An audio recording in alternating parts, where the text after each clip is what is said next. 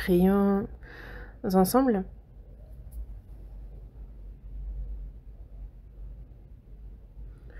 Dieu notre Père, toi qui es saint, gracieux et miséricordieux,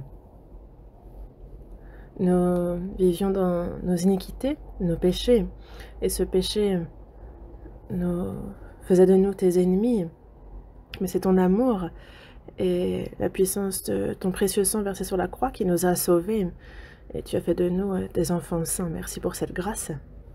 Et aussi, malgré le fait que nous soyons imparfaits, tu nous as placés dans l'Église, ton corps, et c'est par ta parole, par ton amour, par la puissance du Saint-Esprit que tu nous remplis de sagesse, que tu nous permets de vivre en participant à ton œuvre. Merci pour cette grâce et cette bénédiction. Nous qui avons reçu la rédemption éternelle par le précieux sang du Seigneur versé pour nous, les frères et sœurs sommes réunis en ce lieu pour apprendre ta parole et pour partager la communion sainte. Merci de nous le permettre. À cette heure, que ta parole, Seigneur, soit donnée à chacun d'entre nous, que ta volonté, ce qui est agréable, ce qui est parfait, que nous puissions clairement le comprendre et le voir. Aide-nous pour cela.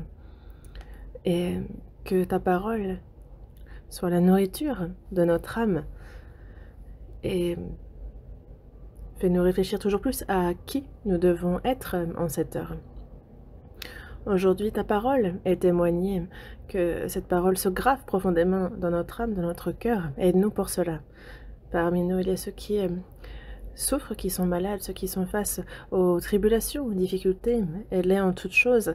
Et quelles que soient les difficultés, donne-leur la force, Seigneur, qu'ils aient leur regard tourné vers toi et qu'ils se relèvent, qu'ils puissent marcher vers la cité céleste, que parmi nous, aucun ne s'égare. Nous, ils soient avec tous, partout où ils sont réunis. Là où ta parole est prêchée, il y a surtout la retraite d'été aux États-Unis. On a le pasteur Johan qui y participe, soit avec lui, et qu'à travers cette retraite d'été aux États-Unis, que toutes les âmes qui sont guidées dans ta parole soient sauvées et que cela te glorifie. Qu'à travers ce voyage, cette mission, les églises puissent être édifiées, fortifiées, aide en ce sens. Et cette heure aussi, Seigneur, nous confions le début et la fin entre tes mains et nous avons prié en le Seigneur Jésus qui nous a sauvés. Amen. La chorale va chanter.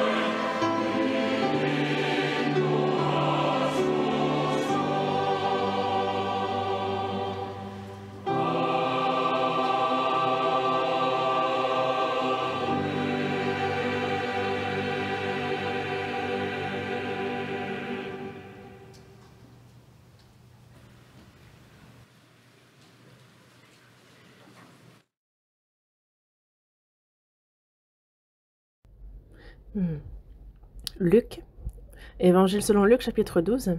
Évangile selon Luc, chapitre 12.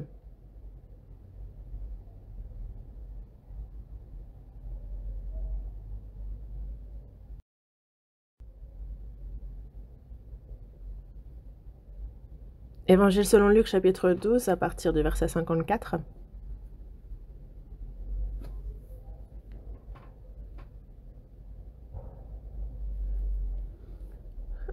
À partir du verset 54 jusqu'au verset 59, je vais lire. Il dit encore aux foules, « Quand vous voyez un nuage se lever à l'Occident, vous dites aussitôt, « La pluie vient », et il arrive ainsi.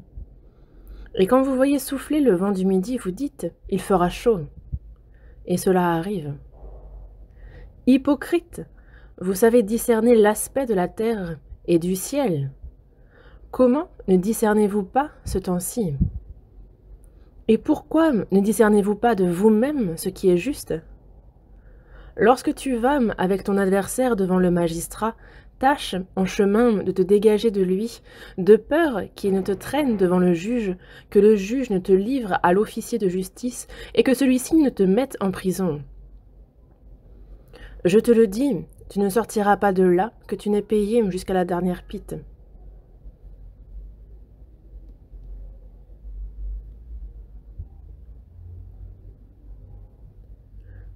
Le pasteur responsable, le pasteur Johan, est parti quitter la retraite d'été aux États-Unis et prendre soin des églises. Il s'est donc rendu aux États-Unis. C'est l'ouest des États-Unis qui tient la retraite d'été durant 4 jours, à partir de mercredi, jeudi, vendredi, samedi. Et c'est un jour plus long que nous, mais pour nous, c'est jusqu'à demain. Donc merci de prier. Et il fait le tour des églises aussi pour les fortifier. Merci de prier. Et sa date de retour est cette semaine, le 8 juillet, ce vendredi. Aujourd'hui, c'est donc sur Luc, chapitre 12, comme écrit dans le verset 56, on voit Jésus dire « Comment ne discernez-vous pas ce temps-ci » Comment ne discernez-vous pas ce temps-ci? C'est le titre de ce sermon et notre passage principal, et nous allons l'étudier. Ce temps-ci, la traduction anglaise dit « this time », ce temps-ci, c'est ce que cela signifie. Ce temps-ci, les temps, l'époque, on nous parle de discerner ces choses. Charnellement aussi, discerner l'époque, le temps, est une question importante. Sans discerner le temps, l'époque, alors ce qu'on doit faire à telle période, se peut qu'on ne le fasse pas, et ça peut même au contraire nous nuire. Spirituellement aussi, discerner le temps, l'époque est d'autant plus important. Et aussi, discerner le temps, l'époque est important, mais connaître le temps, l'époque, et il y a aussi une attitude à avoir en conséquence des temps dans lesquels on vit. Il y a justement, pour ceux qui ne sont pas sauvés, une attitude à avoir, et pour ceux qui le sont, une attitude aussi à avoir selon le temps, l'époque, un comportement, une attitude. Et ce sont sur ces choses-là que nous allons ensemble apprendre et étudier. Si on commence par regarder les versets 54 et 55, on les lit ensemble. Il dit encore aux foules, « Quand vous voyez un nuage se lever à l'Occident, vous dites aussitôt, « La pluie vient », et il arrive ainsi. Et quand vous voyez me souffler le vent du midi, vous dites, « Il fera chaud », et cela arrive. À travers ces versets, la première des choses est que nous pouvons apprendre ce qui concerne Dieu, lui qui a fait les lois de la nature. Les versets 54 et 55, il nous faut décider dans notre tête un peu la terre d'Israël, et ça nous permet de comprendre mieux ce verset. Ici, on dit qu'on voyait un nuage se lever à l'Occident. L'Occident, donc la mer Méditerranée pour Israël. Et justement, il y a une influence maritime qui fait que il y a une condensation, cela fait justement des nuages qui se forment sur Israël. Quand vous voyez un nuage se lever vers l'Occident, vous dites aussitôt, la pluie vient. Ils peuvent donc prédire la météo. Il n'y a en cela, et cela ne prend pas de temps. Vous dites aussitôt, la pluie vient. Et donc c'est une prévision facile, simple. Donc vous dites aussitôt, la pluie vient, et il arrive ainsi. Au sud, au midi, on a le désert en Arabie Saoudite.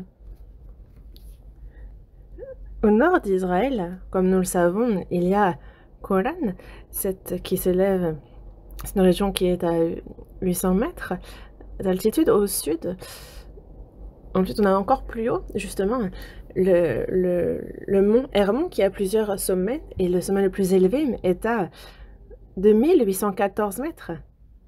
Et réellement, il y a à son sommet de la neige qui s'est accumulée. Et lorsqu'on parle du vent qui souffle du nord, c'est justement un vent frais, et le vent qui souffle du midi est chaud. Et on peut donc dire, vous voyez, souffler le vent du midi, vous dites, il fera chaud. C'est encore prévisible. Ils font des prédictions, ils prévoient le temps, il se passe comme prévu. Le peuple d'Israël voit justement les phénomènes climatiques, et c'est aussitôt qu'ils font des prédictions, ils disent, la pluie vient, il fera chaud. Pour quelle raison est-ce que c'est prévisible? La raison pour laquelle c'est prévisible, c'est que Dieu a établi des principes fondamentaux dans la nature. Imaginez qu'une fois ça fonctionne et une fois ça ne fonctionne pas. Alors, ce n'est pas une règle, un principe, mais c'est très irrégulier. Alors, on ne pourrait pas faire de précision. Mais parce que toujours, cela fonctionne. C'est pour cela que l'on peut prévoir. Et le fait que ce soit toujours la même chose sous-entend qu'il y a donc Dieu qui a établi des principes, des règles qui régissent la nature. Dans le psaume 119, versets 89 à 91, il est dit, « À toujours, ô Éternel, ta parole subsiste dans les cieux, de génération en génération, ta fidélité subsiste. Tu as fondé la terre et elle demeure ferme. C'est d'après tes lois que tout subsiste aujourd'hui, car toutes choses te sont assujetties. » C'est la parole qu'il nous a donnée. La parole subsiste, c'est sa parole qui a créé toutes choses. Et c'est d'après tes lois que tout subsiste aujourd'hui. C'est donc selon les lois établies par Dieu que toutes choses subsistent aujourd'hui. Et toutes choses sont assujetties à Dieu. Et c'est pour cela que, encore maintenant, les choses bougent comme elles ont toujours bougé. Pourquoi 24 heures par jour? Dieu a fait en sorte que la Terre ait une rotation à 1670 km par heure. Et c'est pour cela qu'on a 24 heures. Pourquoi un an? C'est que Dieu... La vitesse de révolution de la Terre est à 774 000 km par heure, soit 300 fois plus rapide qu'une balle tirée. Elle tourne de manière régulière. Dieu a établi des lois qui subsistent encore et qui régissent sa création. Et c'est pour cela que toutes choses, tous les phénomènes naturels sont prévisibles. Et selon ces prévisions, l'homme agit. En Corée, on a les 4 saisons qui sont clairement définies. Printemps, été, automne, hiver. On a l'été qui forcément va passer et on va en automne récolter ce qu'on a semé. Et après avoir moissonné, on commence à avoir les premières neiges. Et si on ne récolte pas à temps, on peut justement perdre toute la récolte à cause des neiges. Et donc il y a des lois établies par Dieu et que l'on respecte et qu'on applique aussi en agriculture. Une fois l'hiver passé, on a forcément le printemps qui va arriver. Et c'est pour cela que les agriculteurs vont absolument semer à ce moment-là. Imaginez que ce soit l'hiver qui arrive après le printemps. On ne pourrait pas semer, n'est-ce pas? Ou imaginez que après le printemps, ce soit l'automne qui arrive, on ne pourrait pas récolter, ça n'aurait pas poussé. Et il y a donc le printemps, été, automne, hiver, il y a des lois. On sème au printemps, on moissonne en automne. Et c'est pour cela que les lois de la nature ont été établies par Dieu. On a Napoléon et son armée de 5,5 millions de soldats dont il était la tête. Cette armée attaque la Russie en 1812 et elle attaque et au final, c'est une grande défaite qui les attend. Et c'est là qu'on ferme le rideau pour Napoléon. Et les serviteurs à côté disaient « Non, il ne faut pas y aller parce que l'hiver est rude, il ne faut pas y aller. Et si on y va maintenant, on va forcément perdre. » Malgré qu'ils essaient de le freiner, de l'arrêter, il s'est entêté et emmène son armée de 5,5 millions de soldats attaquer la Russie. Pour, plus tard, il revient en France après avoir complètement perdu. Et on dit qu'il ne restait que 1600 soldats. C'est une défaite cuisante. Mais à ce moment-là, Kutuzov, le commandant-chef de l'armée russe, à l'époque, a dit « L'hiver arrivera bientôt ». Parce qu'en termes de force militaire, ils ne pouvaient pas vaincre la France, mais ils se sont dit « Ce qui serait bien, c'est que nous, on batte en retraite constamment. » Parce que c'est un fait, l'hiver va forcément arriver, donc on va faire en sorte que ils battent en retraite constamment vers l'Est. Et la France n'était pas prête non plus à l'hiver rude. Et donc finalement, par manque de vivres aussi, ils ont connu une grande défaite. Il y a les lois de la nature, mais les mépriser, il arrive, comme cela a été prédit. Donc, une chose à laquelle il nous faut penser, c'est que il y a non seulement les lois de la nature fixées par Dieu, mais il nous faut aussi réfléchir profondément au fait que Dieu a établi les lois dans la foi. Il y a aussi dans la foi des lois que Dieu a établies. On va en réfléchir à plusieurs d'entre elles. La première, dans la Genèse, chapitre 2, versets 16 et 17, on voit Dieu créer le jardin d'Éden. Et il y a mis tous les arbres fruitiers, toute la végétation splendide. Il y a placé l'homme. Et il dit à Adam, « Tu pourras manger de tous les arbres du jardin, mais tu ne mangeras pas de l'arbre de la connaissance du bien et du mal, car le jour où tu en mangeras, tu mourras. » C'est la parole qu'il lui adresse. Le jour où tu en mangeras, tu mourras. C'est ici ce que Dieu lui dit. Mais le diable, lui, à travers le serpent, il a séduit Ève. Et au final, il lui dit, « Vous ne mourrez pas. » Et ils sont tombés dans le piège. Adam et Ève ont mangé le fruit de l'arbre. Et après que Adam ait commis le péché, ils ont vécu très longtemps. Et lorsqu'il est dit, le jour où tu en mangeras, tu mourras, est-ce que ça a enfreint la loi établie par Dieu? Ils en ont mangé pourtant. Mais c'est leur âme, leur esprit qui est mort. Dans la Genèse, chapitre 2, verset 7, il est dit que l'Éternel Dieu forma l'homme de la poussière de la terre, il souffla dans ses narines un souffle de vie, et l'homme devint un être vivant. Et donc, il est devenu spirituellement mort. Et pour sauver cette âme, il faut désormais que Jésus vienne.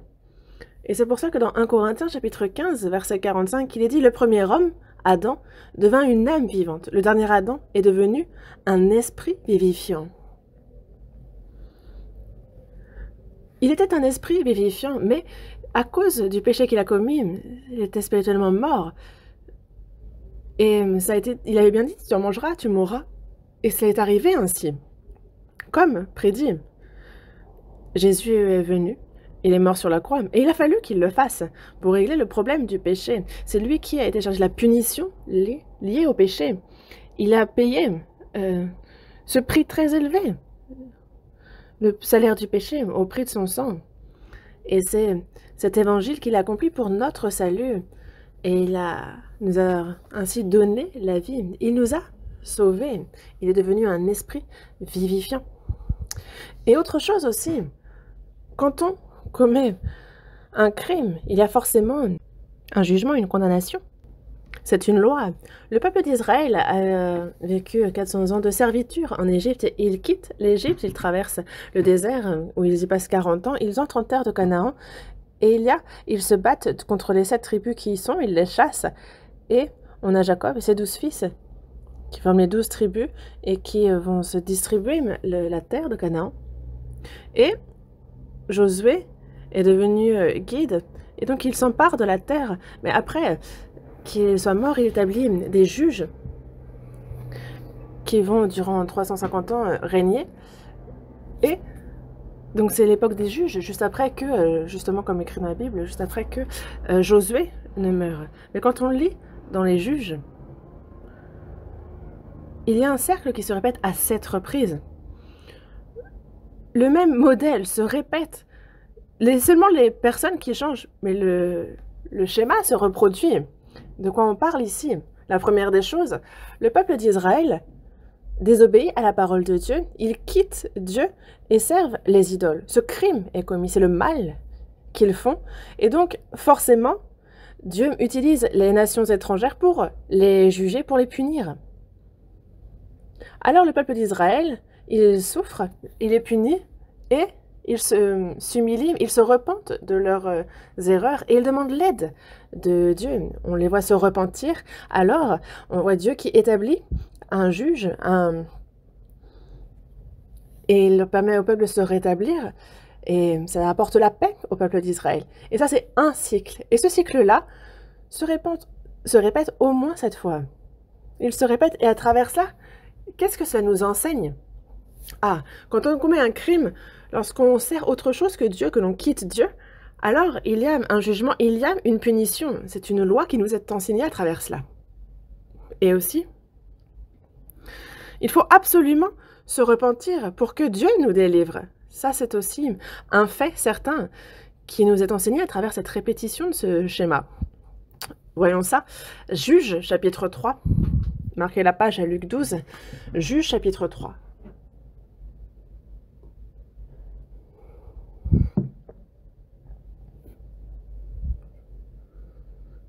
Juge, chapitre 3.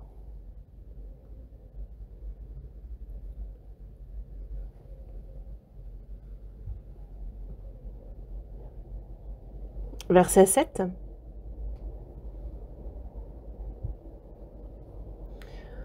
Les enfants d'Israël firent ce qui déplaît à l'Éternel. Ils oublièrent l'Éternel et ils servirent les Baals et les idoles. La colère de l'Éternel s'enflamma contre Israël, et il les vendit entre les mains de Cushan Rishethaïm, roi de Mésopotamie. Et les enfants d'Israël furent asservis 8 ans à Cushan Rishethaïm.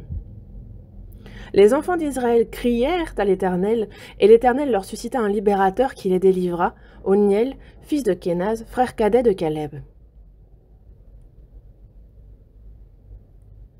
L'esprit de l'Éternel fut sur lui. Il devint juge en Israël, et il partit pour la guerre. L'Éternel livra entre ses mains Cushan Rishethaïm, roi de Mésopotamie, et sa main fut puissante contre Cushan Rishethaïm. Le pays fut en repos pendant 40 ans, et Oniel, fils de Kénaz, mourut.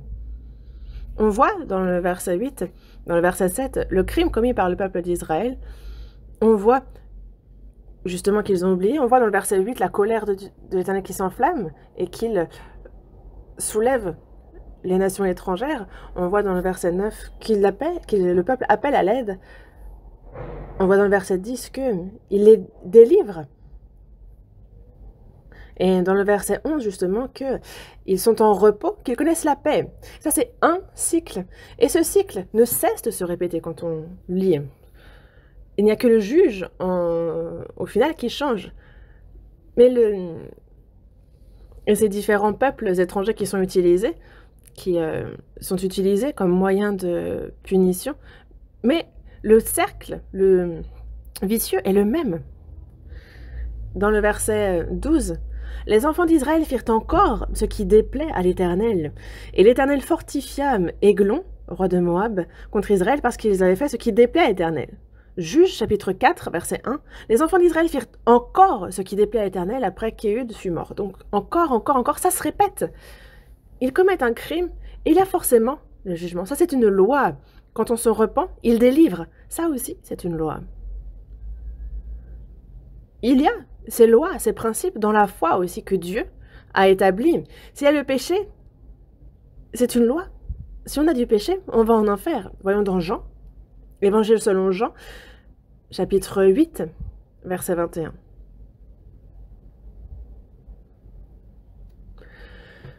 Évangile selon Jean, chapitre 8, verset 21. Du verset 21 au verset 24, lisons ensemble. Et Jésus leur dit encore, « Je m'en vais, et vous me chercherez, et vous mourrez dans votre péché.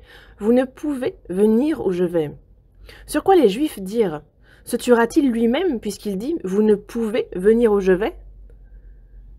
Et il leur dit, « Vous êtes d'en bas, moi je suis d'en haut. Vous êtes de ce monde, moi je ne suis pas de ce monde. »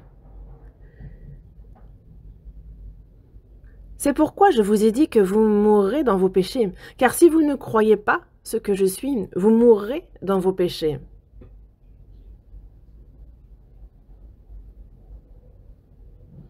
Ici, mesdames, messieurs, Jésus parle, et il y a eu un malentendu avec le peuple d'Israël, et donc il reprend ici. Mais ici, il y a une phrase que Jésus répète à 3 reprises au moins. Dans le verset 21, « Vous mourrez dans votre péché », verset 24. « Vous mourrez dans vos péchés. Vous mourrez dans vos péchés. Vous mourrez dans vos péchés. » Qu'est-ce que cela signifie ici?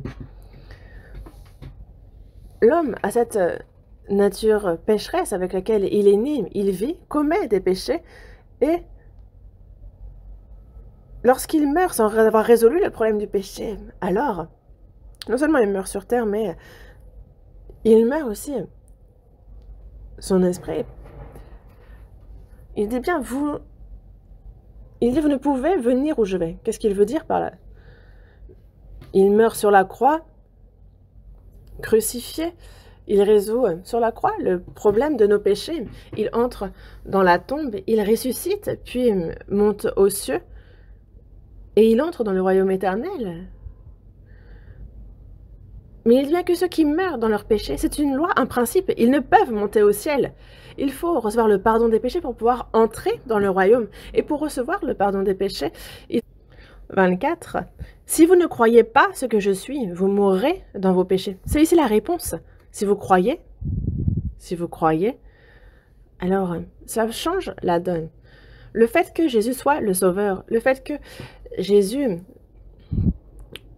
se charge et résolve tout le problème du péché sur la croix, ces péchés commis par les hommes, si on est certain de cela, que sa venue est pour cela, alors on peut ne pas mourir dans nos péchés. Et si on ne meurt pas dans nos péchés, c'est parce qu'on a reçu le pardon de ces péchés-là, et nous pouvons donc aller là où il va, dans le royaume éternel. C'est une loi. Si on a du péché, on ne peut entrer dans le royaume des cieux éternels. Si on n'est pas pardonné de nos péchés, on ne peut pas entrer dans le paradis. L'unique moyen d'être pardonné de nos péchés, c'est de croire à Jésus, au fait qu'il soit le Sauveur, et en ce qu'il a fait pour le pardon de nos péchés. C'est une loi. Dans Jean, chapitre 3, verset 3, aussi c'est dit, « En vérité, je vous le dis, c'est Jésus qui répond, « Je te le dis, si un homme naît de nouveau, il ne peut voir le royaume de Dieu. » Pour entrer dans le royaume de Dieu, il faut absolument naître de nouveau. C'est une loi. Naître de nouveau, c'est véritablement naître de nouveau. Comme nous sommes nés une fois du ventre de notre mère, il nous faut aussi naître spirituellement, quand nous recevons le pardon des péchés. Celui qui a compris le pardon des péchés et qui nous permet de le comprendre, c'est le Saint-Esprit. Le Saint-Esprit nous aide à croire et il entre en nous, dans notre âme. Et c'est Jésus. C'est le Saint-Esprit qui nous aide à comprendre ce que Jésus a fait et il entre dans notre âme. Et c'est alors que nous avons la vie. Et c'est la vie qui vient d'en haut qu'il nous faut recevoir pour pouvoir justement naître de nouveau, pour pouvoir entrer dans le royaume des cieux. Si nous avons du péché, nous allons forcément en enfer. C'est une loi. Il nous faut naître de nouveau pour entrer dans le royaume de Dieu. C'est une loi. Et ce n'est pas avec notre mérite, avec notre justice, ce n'est pas une expérience, ce n'est pas un baptême. Dans ce monde, il n'y a aucune bonne œuvre qui nous conduise en haut. Le seul moyen, c'est le pardon des péchés. Recevoir la vie de Dieu qui nous vient d'en haut, c'est l'unique moyen, c'est la loi établie. Et il n'y a personne qui puisse aller à l'encontre de cette loi, comme dans la nature. Il n'y a personne qui puisse aller à l'encontre de cette loi. Et il arrive ainsi. Et il arrive ainsi. Dans la foi aussi, ces principes, ces lois, tout se produit selon cela. Moi, j'ai reçu la vie éternelle, j'ai reçu le salut avec certitude. Alors, il en est... La personne qui a reçu le pardon des péchés, c'est certain, il entre dans le royaume des cieux. C'est une loi. Et même après avoir reçu le salut, Dieu a donné sa parole comme loi, comme principe. Et celui qui s'attache à la parole, qui lui fait confiance, qui y croit en ce que ça s'accomplit tel que c'est écrit, se dire que on ne peut pas penser que la Bible, oui, des fois ça marche, des fois ça marche pas, c'est comme ci, c'est comme ça. Non. Voyons dans le Proverbe, Proverbe chapitre 6. Proverbe chapitre 6.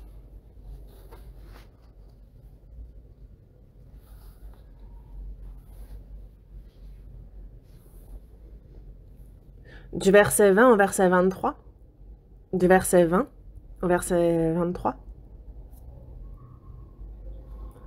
Mon fils, garde les préceptes de ton père et ne rejette pas l'enseignement de ta mère. Lis-les constamment sur ton cœur, attache-les à ton cou. Ils te dirigeront dans ta marche, ils te garderont sur ta couche, ils te parleront à ton réveil. Car le précepte est une lampe et l'enseignement une lumière, et les avertissements de la correction sont le chemin de la vie. Ici, on parle du fils, du père, de la mère, on parle des parents qui enseignent leurs enfants. Comment? Avec la parole de Dieu, dans Deutéronome. Il est bien dit justement d'être zélé dans l'enseignement de la parole aux enfants. Ils enseignent donc la parole. Il y a, à plusieurs reprises, on a l'enseignement. On parle justement des préceptes de l'enseignement, des avertissements de la correction. Et ça se répète. Les avertissements de la correction, donc la parole de Dieu, c'est la parole de Dieu qui est la lampe sur notre chemin. Le précepte est une lampe et l'enseignement une lumière. Donc ces lois, ces principes, cette parole, justement parce que nous marchons sur une voie sur laquelle nous n'avons jamais marché, nous avons besoin qu'on nous guide. Mais si le précepte est une lampe pour nous, l'enseignement une lumière, alors c'est le paradis assuré. Et il n'y a donc aucun problème si on suit cette loi, mais forcément qu'il y en a qui se produisent lorsqu'on enfreint la loi. C'est aussi les principes établis par Dieu. Et c'est donc, cela se passe forcément comme c'est écrit, selon la parole. Et il arrive ainsi. Cela arrive ainsi. On l'a vu dans l'histoire. En Égypte, il passe 400 ans à être serviteur, esclave. Ça a été annoncé. Et on le voit dans Exode. Et au bout de 430 ans, le jour même,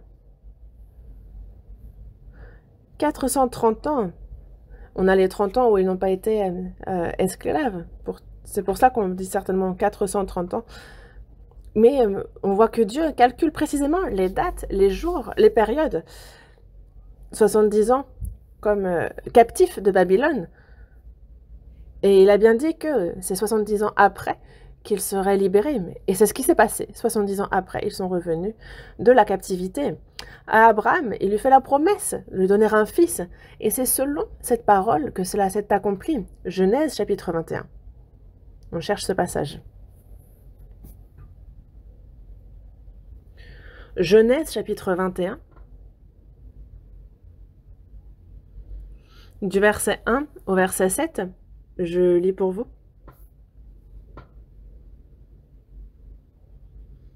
L'Éternel se souvint de ce qu'il avait dit à Sarah, et l'Éternel accomplit pour Sarah ce qu'il avait promis. Sarah devint enceinte, et elle enfanta un fils à Abraham dans sa vieillesse, au temps fixé dont Dieu lui avait parlé. Abraham donna le nom d'Isaac au fils qui lui était né, que Sarah lui avait enfanté. Abraham circoncit son fils Isaac âgé de 8 jours, comme Dieu le lui avait ordonné. Abraham était âgé de 100 ans à la naissance d'Isaac, son fils. Et Sarah dit, « Dieu m'a fait un sujet de rire, quiconque l'apprendra rira de moi. » Elle ajouta, « Qui aurait dit à Abraham, Sarah allaitera des enfants? Cependant, je lui ai enfanté un fils dans sa vieillesse. » Ici, ce qui se répète, c'est comme Dieu le lui avait ordonné. Ce qu'il avait promis, au temps fixé dont Dieu lui avait parlé. C'est alors qu'elle enfanta un fils à Abraham dans sa vieillesse. C'est à 3 reprises au moins que cela se répète. Comme il l'avait ordonné, comme il l'avait dit, au temps fixé par Dieu dont il avait parlé.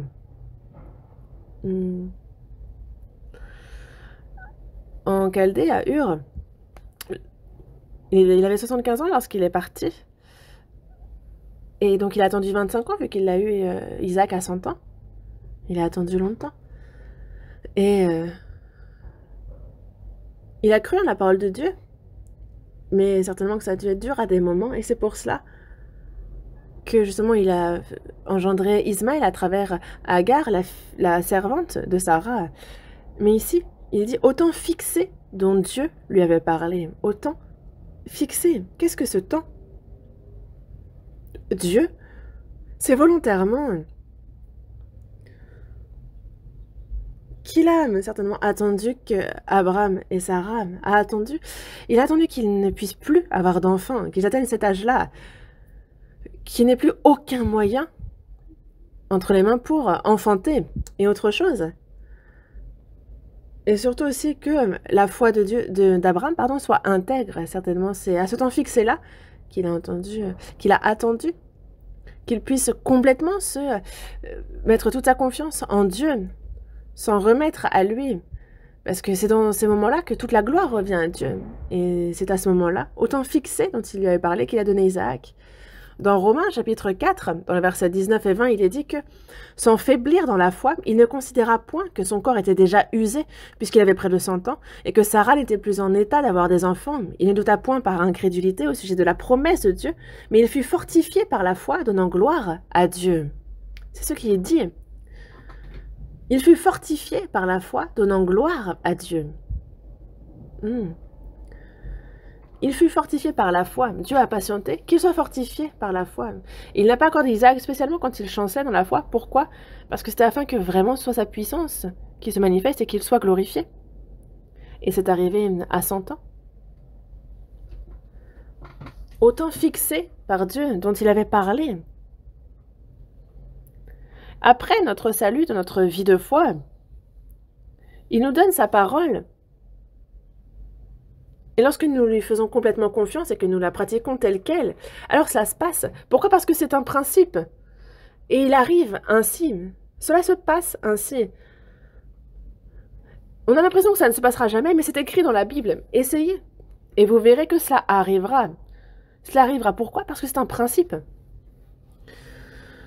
Dans la première épître aux Corinthiens, chapitre 10, verset 13, il est dit qu'aucune tentation ne nous est survenue qui n'a été humaine, et Dieu, qui est fidèle, il ne permettra pas que vous soyez tentés au-delà de vos forces, mais avec la tentation, il préparera aussi le moyen d'en sortir afin que vous puissiez la supporter. Il donne justement un moyen d'en sortir. C'est un principe. nous ne sommes pas tentés au-delà de nos forces et il prépare à d'en sortir si c'est le cas. C'est un principe. Et c'est pareil pour les parents, ils ne vont pas charger leurs enfants. Il faut qu'ils grandissent un peu pour lui confier des poids à porter. Est-ce que vous allez demander quelque chose à un enfant qui ne serait pas capable, qui n'est pas en âge de le faire? Non. Mais quand on s'attache à la parole, alors il arrive ainsi, cela se passe comme écrit. Pourquoi? Parce que c'est un principe, c'est une loi.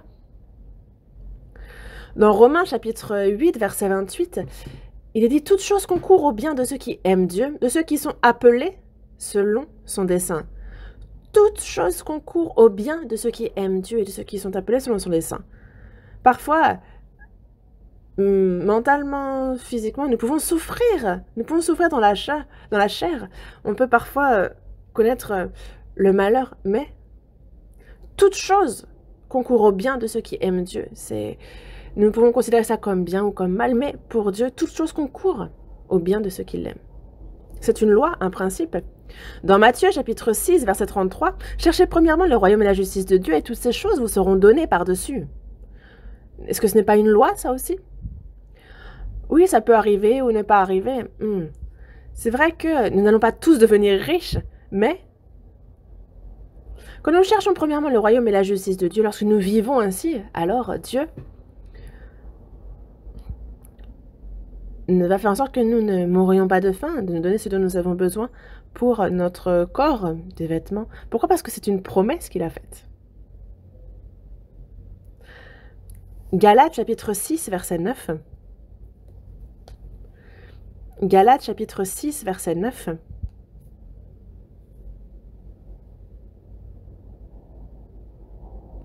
Chapitre 6, verset 9. Lisons ensemble. « Ne nous lassons pas de faire le bien, car nous moissonnerons au temps convenable si nous ne nous relâchons pas. » Ici, si nous ne nous relâchons pas, ici c'est le fait d'être fatigué, le fait d'abandonner. Donc si nous n'abandonnons pas, surtout quand on a à faire le bien, concernant le salut des âmes, que ce soit pour nos parents, nos enfants, nos proches, ceux que nous souhaitons ardemment évangéliser. En fait, quand nous les évangélisons, nous continuons encore. Et il ne faut pas s'arrêter de leur tendre cette main. Ne nous lassons pas de faire le bien. Ne nous relâchons pas. Il ne faut pas se lasser, il ne faut pas se relâcher, n'est-ce pas? Ça fait 5 ans, c'est pareil, il ne faut pas se relâcher. 10 ans, il ne faut pas se relâcher. 20 ans, il ne faut pas se relâcher pour autant. Parce que Dieu regarde. Dieu est vivant.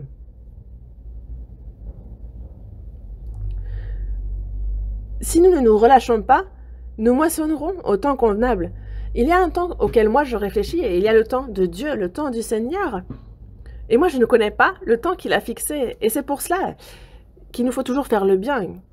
Que l'occasion, en toute occasion, favorable ou non.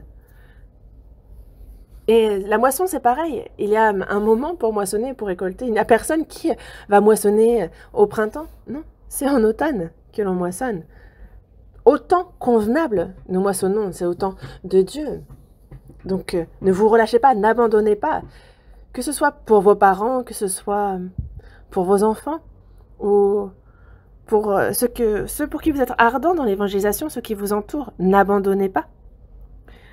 En termes de stratégie, on peut prendre de la distance momentanément, on peut être découragé momentanément, mais il ne faut pas abandonner. Ne nous lassons pas de faire le bien, car nous moissonnerons en temps convenable si nous ne nous relâchons pas. Certains évangélisent 20 ans, 30 ans. Certains sont sauvés après une si longue période, mais c'est parce que la personne n'a pas abandonné. Si on n'abandonne pas, si on croit et qu'on se confie en lui, alors c'est une loi aussi qu'il accorde. Et il nous faut croire en ces principes, en ces lois qu'il a établies. Et dans le salut des âmes qui périssent, pour cette œuvre-là, il y a absolument des larmes à verser. Il y a des efforts, des sacrifices à faire. C'est une loi aussi. Pour ce qui est de la naissance d'un nouveau-né, sans souffrance, sans les douleurs de l'enfantement, est-ce que c'est possible d'enfanter? Non. Maintenant, on a des anesthésies qui font que Mais par principe, en fait, on appelle ça les douleurs de l'enfantement. C'est douloureux. Un enfant naît, et pour ça la mère souffre. Et c'est pareil dans la nouvelle naissance, dans la naissance spirituelle. Il y a à traverser des souffrances, des douleurs. C'est une loi, c'est un principe établi et fixé par Dieu. Psaume 126.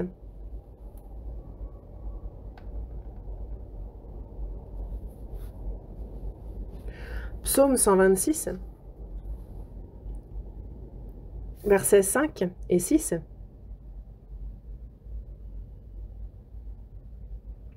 Versets 5 et 6, on lit ensemble.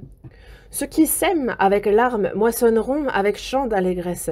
Celui qui marche en pleurant, quand il porte la semence, revient avec allégresse quand il porte ses gerbes. Ici, spirituellement, il y a une comparaison faite avec la culture de la terre, l'agriculture. C'est à la sueur de notre front que l'on peut manger, que l'on cultive la terre. C'est un principe. Il faut absolument sacrifice et peine pour pouvoir moissonner quoi que ce soit. Et dans les choses spirituelles aussi, il faut semer avec larmes, moissonner pour pouvoir maçonner avec chant d'allégresse. Il nous le dit. Semer avec larmes, cela comprend les souffrances, les efforts, les sacrifices qu'il nous faut absolument faire pour que les gens soient sauvés, qu'ils naissent de nouveau. Dans Jean, chapitre 12, verset 24, on nous dit que si le grain de blé qui est tombé en terre ne meurt, il reste seul. Mais s'il meurt, il porte beaucoup de fruits. Il faut mourir, donc, pour porter beaucoup de fruits. C'est nos efforts, nos sacrifices dans l'évangélisation. Et ce sont les larmes et tous les efforts, toute la peine que l'on se donne dans ce processus d'évangélisation qui conduit au salut. C'est à travers tout ce processus-là que Dieu accorde la nouvelle naissance. Et c'est pour cela que dans la seconde épître aux Corinthiens, chapitre 4, alors qu'il écrit son épître aux Corinthiens, il dit « La mort agit en nous et la vie agit en vous ». Parce que pour le salut des âmes à Corinthe, lui, regardez Jésus qui est mort sur la croix pour donner la vie à nous. Et nous aussi, je souffre, je verse des larmes, je me sacrifie. Et je peux mourir si cela peut donner la vie à d'autres âmes. C'est une vie, ça vaut le coup. C'est trop précieux, une âme, une vie. Et en plus, ce n'est pas une vie de quelques années, de quelques dizaines d'années, c'est une vie éternelle. Et donc, mes efforts, ma souffrance, évidemment que ça vaut le coup d'investir, de payer pour ça. Et c'est pour cela que Dieu a mis des règles à la nature et aussi dans la foi. Et il faut nous souvenir de ces principes, de ces lois qu'il a établies. Et chaque mot de la parole sont des lois établies par Dieu. Et il nous faut absolument vivre notre vie de manière individuelle selon cette parole-là.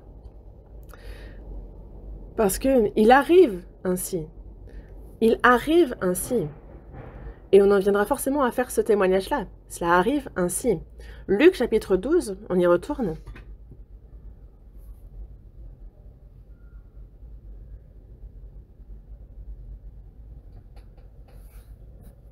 Luc chapitre 12,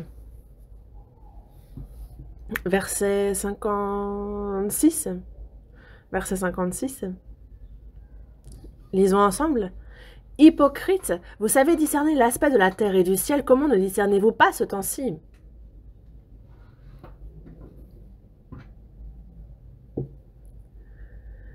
Avant, il parle justement des prévisions météorologiques et il dit ensuite, mais comment ne discernez-vous pas ce temps-ci? En termes de...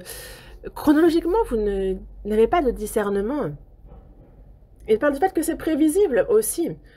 Donc connaître les temps charnellement, pour la météo aussi c'est important. Est-ce qu'on est au printemps? Est-ce qu'on est en été? Est-ce que c'est le moment de se reposer? Est-ce que c'est le moment de travailler? C'est important de connaître ça. Je suis au printemps, mais je suis en train de me reposer. Alors, le temps va passer.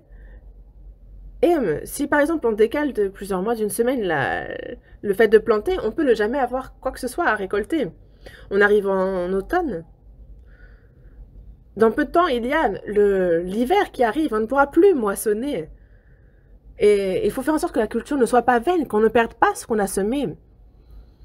Et donc, si jamais on s'amuse, si on fait autre chose au temps où il faut moissonner, alors cette culture sera vaine, ils n'auront rien. Charnellement, on a ce temps fixé, il est important justement de discerner le temps, mais dans la foi, c'est d'autant bien plus important, ne pensez-vous pas? Mais le peuple d'Israël, lui, prévoit la météo, il est vraiment calé pour la météo, mais dans la foi, il ne discerne pas le temps, l'époque. Hypocrite. Hypocrite. Hypocrite. À qui est-ce qu'il s'adresse, verset 54? Il dit encore aux foules. Dans le peuple d'Israël, il s'adresse à la foule du peuple d'Israël et il leur dit hypocrite. Pourquoi? Charnellement, vous vous occupez de tout, vous prévoyez tout, vous vivez en faisant des plans, mais concernant le spirituel, alors qu'il faudrait aussi avoir ce discernement et s'y préparer, vous vivez sans discernement. Vous ne discernez pas ces choses-là, d'où l'hypocrisie. Est-ce qu'il exagère? On peut se dire charnellement qu'il exagère, mais il n'exagère absolument pas en termes de spiritualité. Au final, le peuple d'Israël, alors que Jésus vient pour la première fois, ils ne connaissent pas le temps, l'époque, et donc que se passe-t-il? Ils le font crucifier par les Romains, parce qu'ils n'ont pas discerné les temps. Est-ce que c'est exagéré que de leur dire hypocrite? La première venue de Jésus est encore une venue comme cela avait été promis, selon les temps fixés. Romains chapitre 5. Romains chapitre 5, verset 6.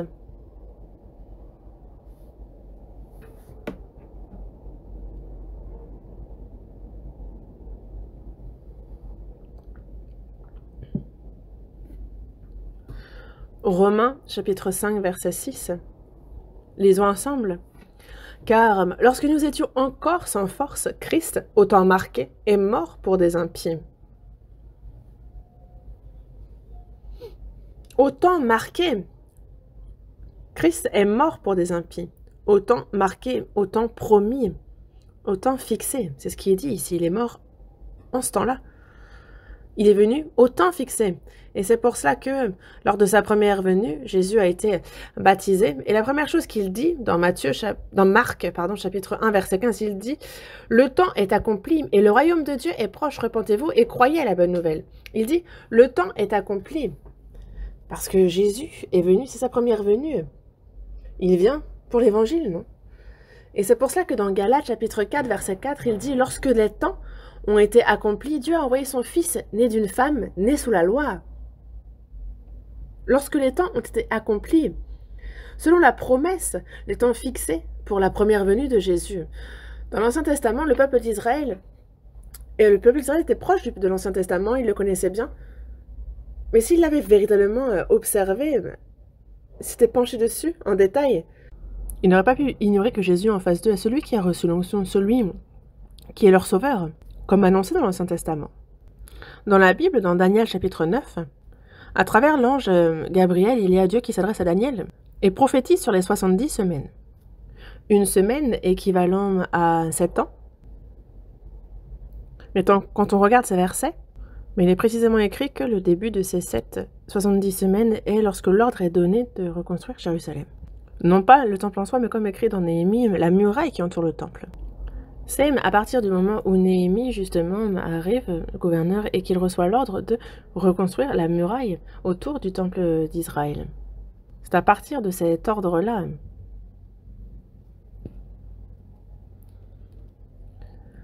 Et c'est pour cela que, après 69 semaines, donc à travers 69 semaines dans les 70, il est prophétisé que, justement, l'onction se brisera. 69 semaines, dit-on, si une semaine est égale à 7 ans, Ça fait 484 ans.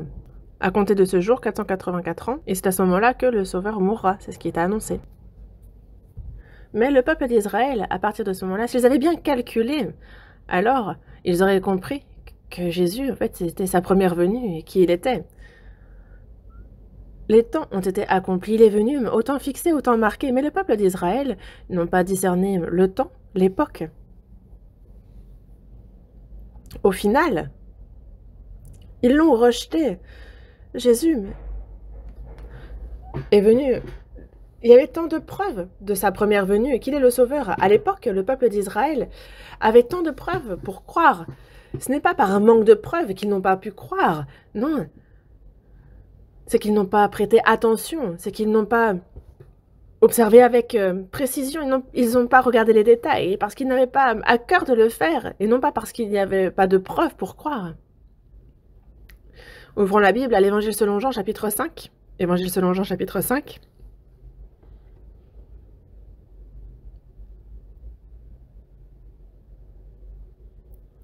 Verset 31.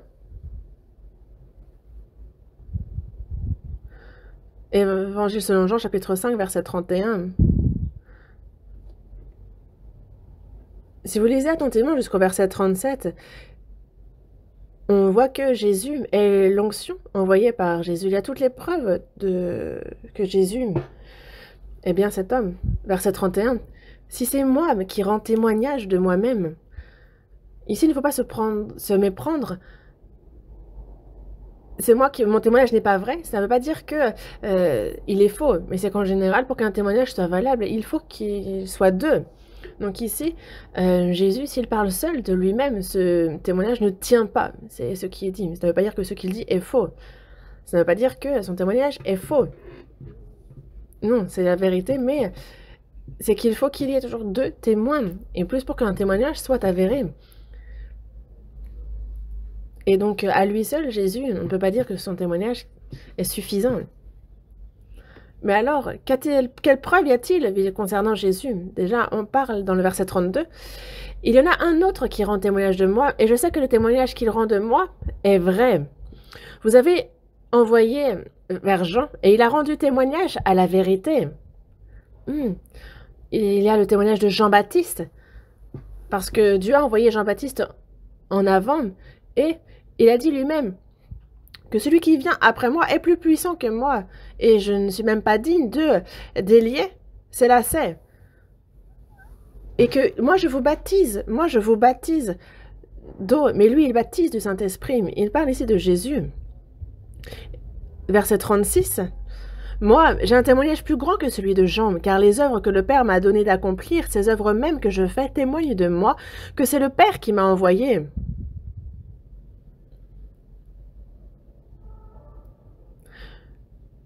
Dieu est avec Jésus, et c'est à travers Jésus qu'il a accompli de nombreux miracles, comme dans l'Ancien Testament, et ce sont des images justement sur ce qui va nous arriver. Par exemple, rendre la vue aux aveugles, c'est aussi nous rendre la vue spirituellement, se redonner vie aux morts, c'est redonner vie justement aux âmes qui sont mortes. Les miracles accomplis à travers Jésus, tous ces miracles sont justement témoignent que Jésus est du Père, que c'est le Père qui l'a envoyé. Verset 39. Vous sondez les Écritures parce que vous pensez avoir en elles la vie éternelle, ce sont elles qui rendent témoignage de moi. Jésus, lorsqu'il dit ces versets, la Bible n'est pas encore écrite. Ici, les Écritures parlent de l'Ancien Testament. Il n'est pas encore le Nouveau Testament, il parle de l'Ancien. Et l'Ancien Testament rend témoignage de Jésus, verset 46. « Car si vous croyez, Moïse, vous me croiriez aussi, parce qu'il a écrit de moi. » Mais ils n'ont pas cru à Moïse non plus. Et comme on le dit ici, il y a Moïse et de nombreux prophètes qui ont prophétisé sur Jésus. Mais tous ces témoignages, toutes ces preuves, en fait, n'ont pas intéressé le peuple d'Israël et ils n'y s'y sont pas penchés. Et c'est pour cela qu'ils étaient aveugles. Pourquoi aveugles? Dans Ésaïe, chapitre 42, verset 20, il a dit « Tu as vu beaucoup de choses, mais tu n'y as point pris garde. On a ouvert les oreilles, mais on n'a point entendu. Ils ont vu beaucoup, mais ils n'ont pas pris garde. Ils ne s'y sont pas intéressés. Ils ont ouvert les oreilles. Les oreilles sont ouvertes, toujours. Mais les oreilles du cœur étaient fermées. Ils n'ont point entendu. Ils étaient donc sourds et aveugles devant toutes ces preuves. Tout en voyant toutes ces preuves, ils étaient aveugles et sourds. Et à notre époque encore, nombreux sont dans ce cas. Judas Iscariote, qui était au plus proche de Jésus, qui a entendu sa parole, qui a vu toute sa puissance, était aveugle et sourd. Et après la mort de Jésus sur la croix, il est ressuscité. Et on a aussi les preuves de sa résurrection. Il pouvait croire encore à ce moment-là. Mais il n'est pas plus sûr comme preuve que sa résurrection. Mais il suffisait de se repentir à ce moment-là et de croire à ce moment-là. Mais là encore, ça ne fut pas le cas. Mais on a les mages d'Orient, ceux qui sont venus justement à Babylone, guidés par l'étoile. Ils sont allés voir. Pourquoi? Parce qu'ils étaient vraiment ceux qui attendaient le libérateur, le sauveur, et qui souhaitaient connaître le temps, l'époque. Et Dieu les a guidés par une étoile jusqu'à Bethléem. Et ils se sont prosternés devant l'enfant une fois arrivés à Bethléem. Et comparé à cela, on a les religieux du peuple d'Israël qui, eux, étaient vraiment insensés.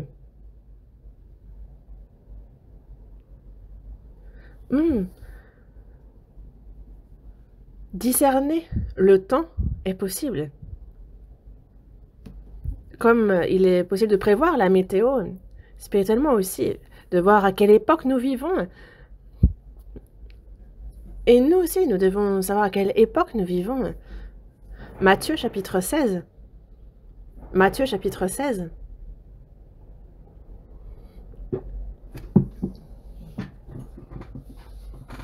Chapitre 16, du verset 1 au verset 4. Du verset 1 au verset 4, lisons ensemble. Les pharisiens et les sadducéens abordèrent Jésus et, pour l'éprouver, lui demandèrent de leur faire voir un signe venant du ciel. Jésus leur répondit, « Le soir, vous dites, il fera beau car le ciel est rouge, et le matin, il y aura de l'orage aujourd'hui car le ciel est d'un rouge sombre. Vous savez discerner l'aspect du ciel et vous ne pouvez discerner les signes des temps. Une génération méchante et adultère demande un miracle. Il ne lui sera donné d'autre miracle que celui de Jonas, puis il les quitta et s'en alla. » Comment ne pouvez-vous pas discerner les signes des temps? Le peuple est intelligent, il observe bien, il s'y prépare, mais ça c'est concernant le temps, la météo, mais concernant l'époque, le temps, ils n'ont pas ce discernement. Alors qu'il y avait des signes, c'est pour ça qu'il parle du miracle de Jonas, le fait qu'il soit mort et ressuscité au 3e jour. C'est justement la preuve même que Jésus est le Christ, l'onction. Mais même ça, ils l'ont rejeté, ils n'y ont pas cru. Quand on lit la Bible, on se rend compte que comment est-ce que certains qui pourtant vivaient à la même époque, certains sont même un couple, comment certains discernent les temps et d'autres non? Certains ne vont avoir vraiment aucun discernement concernant le temps et d'autres, oui, beaucoup, alors qu'ils vivent à la même époque. Regardez, à l'époque de Noé, Dieu fait connaître à Noé qu'il y aura le déluge. À l'époque de Noé, il y a 3 types de personnes. Noé et sa famille qui ont fait l'arche et charnellement ont pu vraiment survivre alors que tous ont péri. Eux sont vraiment certains du salut et ceux qui sont éveillés. Et une autre catégorie, ce qu'on appelle les fils de Dieu, les descendants de Seth. Et on a les filles des hommes qui sont les descendants de Caïn. Dans la Genèse chapitre 6, on dit les fils de Dieu virent que les filles des hommes étaient belles et ils en prirent pour femmes parmi toutes celles qui choisirent. Les fils de Dieu sont les descendants de Seth. Ceux qui croient, ils ont reçu le salut, mais Ils sont charnels, ils ne veillent pas. Et les filles des hommes, les descendants de Caïn, eux, sont charnels. Ils n'ont pas la vie. Ils sont ceux qui sont sauvés, qui ne sont pas éveillés, qui ne sont pas séparés, les descendants de Seth, les fils de Dieu et les filles des hommes qui ne sont pas sauvés. En fait, ils se sont mélangés, ils se sont unis. Et c'est cela qui a été jugé. Mais les fils de Dieu, donc ce qu'on appelle donc les descendants de Seth, Jésus est venu sur terre, il est mort, il a été enterré. Et pendant ce temps-là, l'esprit de Jésus, comme écrit dans 1 Pierre chapitre 3, est allé évangéliser justement les descendants de Seth qui étaient en prison. Il est allé les voir et leur a dit « Je suis le sauveur promis ». Il lui montre justement le trou dans son flanc, dans ses mains, et il les guide jusqu'au royaume des cieux. Cette prison n'est pas l'enfer ou le séjour des morts, ni le temps de feu, mais un lieu particulier où ils ont été mis en attendant pour être punis.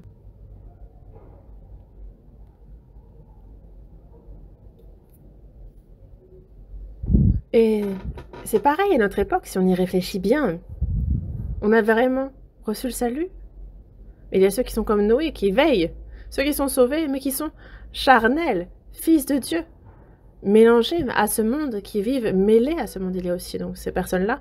Mais eux, ils ne discernent pas le temps. Et ceux qui sont incrédules, complètement charnels, Jésus a dit qu'il jugerait la terre par le feu. Il a dit qu'il allait le faire par l'eau.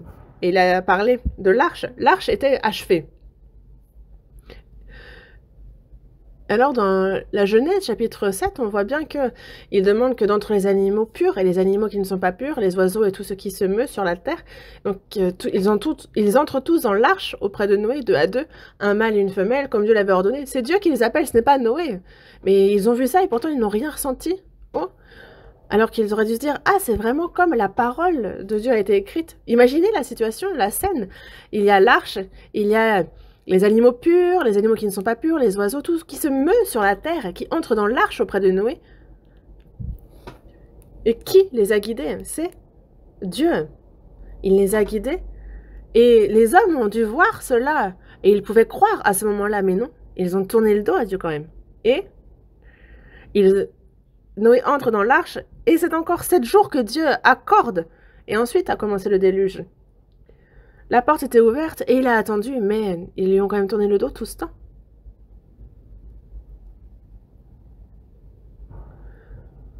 Et nous, il nous faut réfléchir. Moi, est-ce que je suis comme Noé et sa famille, sauvés, éveillés? Est-ce que moi, je suis comme les descendants de Seth, fils de Dieu, mais sauvés, mais appartenant à la chair, mêlés à ce monde?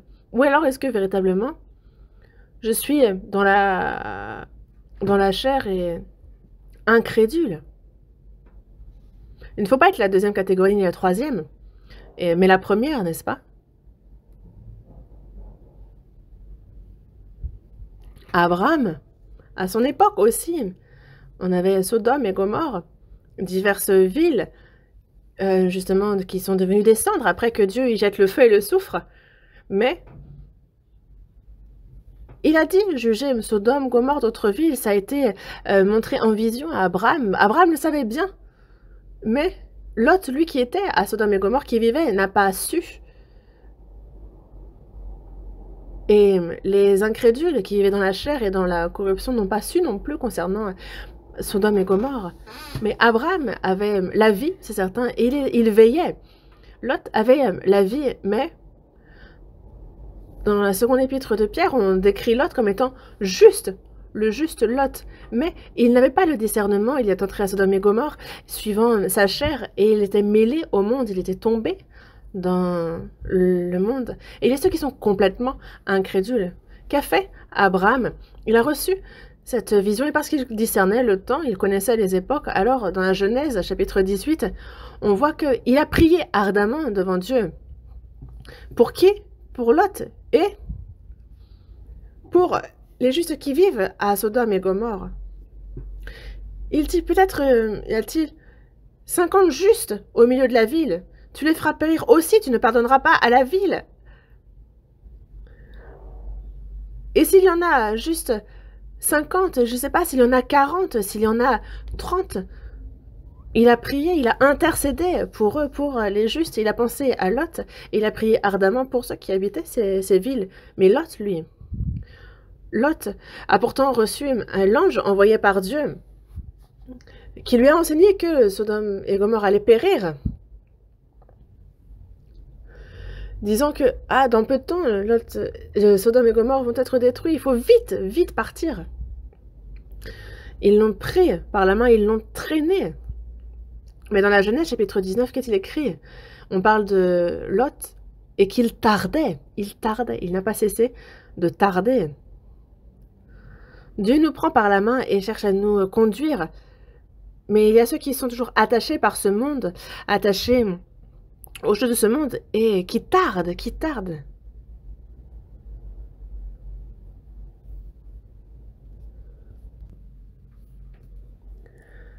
Il y a donc ces trois types de personnes.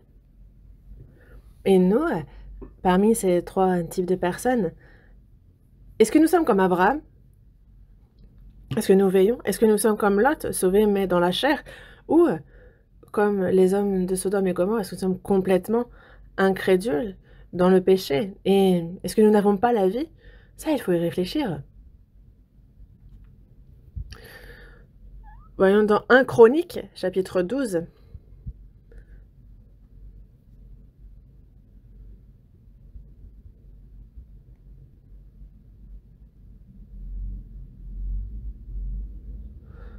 Chapitre 12, verset 32.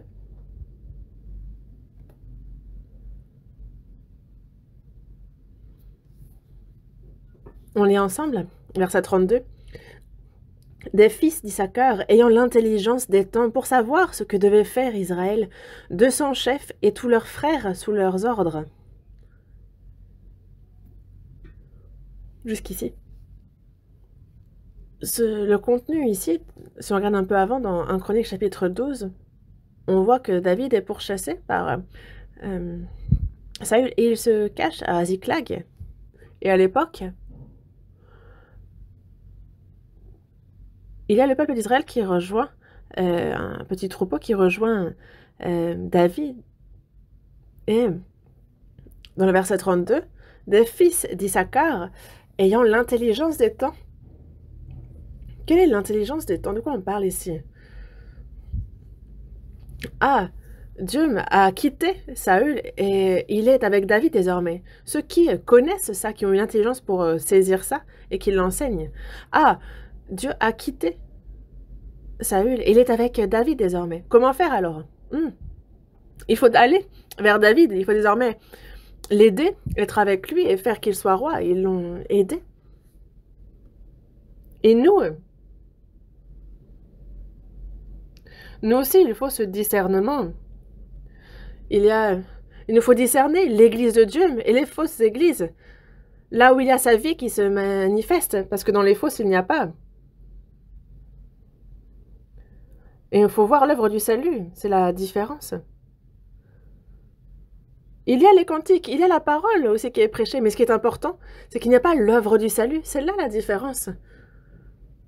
Parce que là où il y a l'œuvre du salut, là est le Seigneur.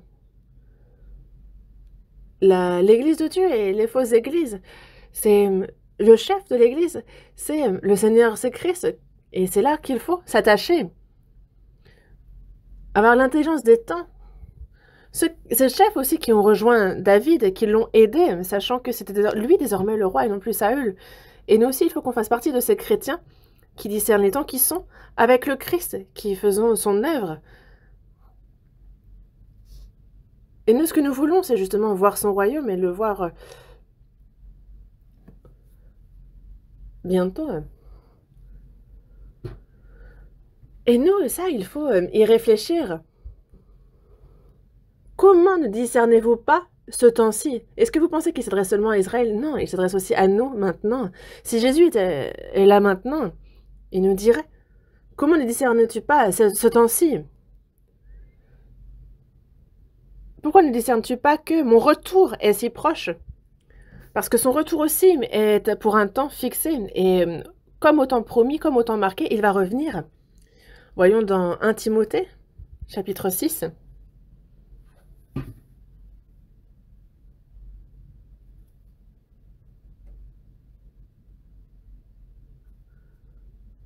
1 Timothée chapitre 6, du verset 13 au verset 15. Du verset 13 au verset 15.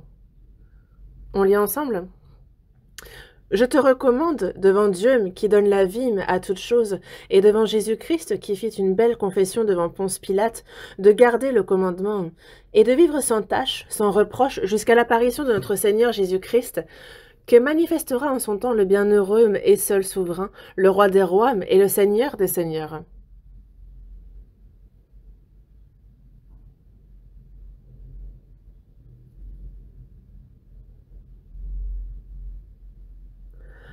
L'apôtre Paul, ici, s'adresse au prédicateur Timothée et lui dit, il y a deux qui donnent la vie à toutes choses, et il y a Jésus-Christ, et je te recommande devant eux. Parce que Jésus fit une belle confession devant Ponce Pilate, jusqu'à garde le commandement, jusqu'à ce que le Seigneur revienne. Et dans le verset 15, il y a ce qui sera manifesté en son temps. Il va nous manifester en son temps. Jésus, c'est Dieu fait homme. Il est venu, il est mort, il a ressuscité et est monté dans les cieux, mais il va revenir. Il revient. Et il y a aussi un temps fixé pour son retour. Jésus, lorsqu'il était sur cette terre, il s'est adressé à ses disciples qui lui avaient demandé « Quel sera le signe de ton avènement et de la fin du monde? Quels sont le signe qui nous permet de discerner le temps de ton avènement, de la fin du monde ?» Et Jésus, dans Matthieu chapitre 24, dans Marc chapitre 13, dans Luc chapitre 21, il en parle en détail. Et il y a tellement de versets dans la Bible qui nous parlent de la fin des temps. On a eu la pandémie de la Covid-19 durant à peu près 2 ans et demi, 3 ans et demi. Et c'est vrai qu'en ce moment, ça reprend un petit peu, donc ça nous inquiète. Il ne faudrait pas que ça remonte lors de la retraite, n'est-ce pas? Ça nous inquiète. Et on prie, justement. Le Seigneur va nous aider. Mais avec la pandémie de la Covid-19, je ne sais pas trop pour la Corée, mais en tous les cas, aux États-Unis, il a dit qu'il y a eu une croissance dans le nombre de Bibles vendues. En fait, il y a 2 entreprises qui l'ont annoncé. L'une a dit avoir connu une augmentation de 44% et l'autre de 66%. Vraiment, je me dis que les États-Unis, c'est vraiment un pays chrétien. Et quand les difficultés arrivent, c'est la Bible qu'ils cherchent. Et c'est vraiment un pays chrétien. Et cette Bible nous parle tant de la fin des temps concernant ce qui va arriver religieusement, ce qui va arriver dans la société, et politiquement aussi. Tout ce contenu, jusqu'à la dernière guerre aussi, c'est en détail que c'est décrit. Dans Luc chapitre 21, verset 11, on nous parle de grands tremblements de terre en divers lieux, de pestes, de famines, de phénomènes terribles et de grands signes dans le ciel. C'est notre époque. Et nous aussi, durant 2 ans et demi, on a connu la pandémie de la Covid-19. Et que ce soit direct ou indirect, il y a une personne sur 500 qui est morte de manière directe ou indirecte de la Covid-19. De manière directe ou indirecte. Donc on se rend compte à quel point nombreux sont les morts. On comprend, on réalise vraiment ce que sont ces pestes. Des phénomènes terribles, de grands signes. Nous savons bien dans l'Apocalypse, il est dit que justement, il y aura cette marque sur la main ou sur le front qui nous permettront de vendre et qu'on ne pourra pas vendre sans la marque. Regardez notre époque, on est prêt. Les préparatifs sont terminés. Et dans Apocalypse, on nous parle aussi justement de toute la corruption religieuse, justement, de toutes ces religions qui se prendront par la main et cette union religieuse. C'est prophétisé ainsi. Et à notre époque, nous sommes quasiment à la phase finale de cette partie. Après, ça a été repoussé. Ça a l'air d'avoir été reporté pour un peu de temps. Mais c'est ce qui arrivera justement à la fin des temps, et c'est précisément dit dans la Bible.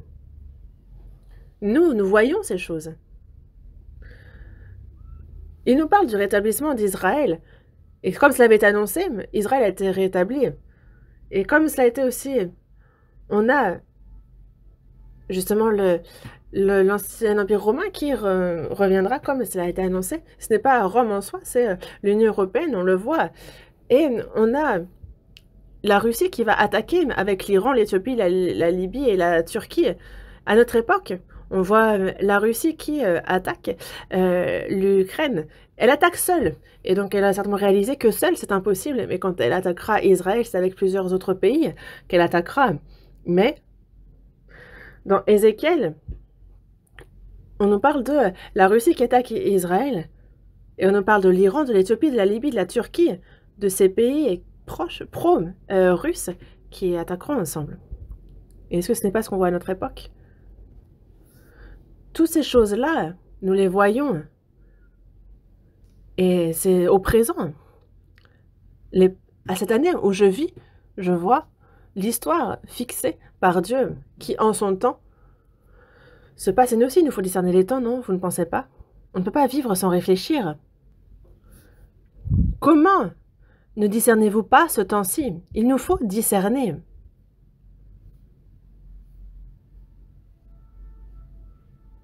Nous, le temps qui nous est imparti, il ne nous en reste pas tant que ça. Il faut qu'on prenne ça avec sérieux. Il ne nous reste pas longtemps non plus pour évangéliser. Réellement.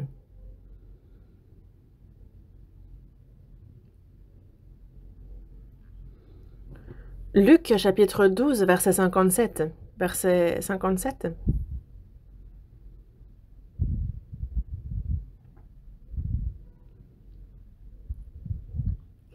Luc chapitre 12, verset 57, on lit ensemble. « Et pourquoi ne discernez-vous pas de vous-même ce qui est juste ?» Ici, il faut que tout le monde discerne, puisse.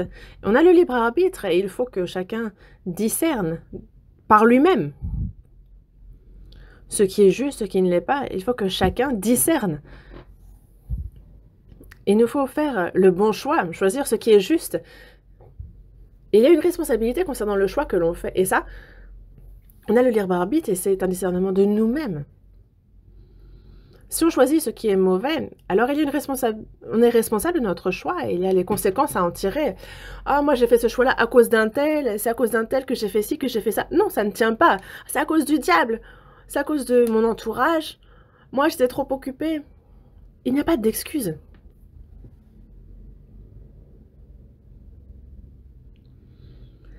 Et pourquoi ne discernez-vous pas de vous-même? C'est vraiment de nous-mêmes ce qui est juste.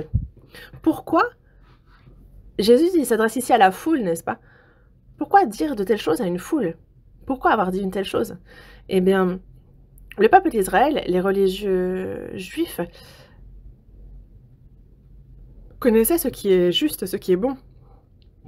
Mais ils ne jugeaient pas en fonction de cela. Et alors qu'il faut choisir ce qui est juste, ce qui est bien, ils ne le faisaient pas. À cause de qui? On a les religieux juifs qui poussaient le peuple d'Israël à ne pas faire le bon choix. Et qu'est-il arrivé?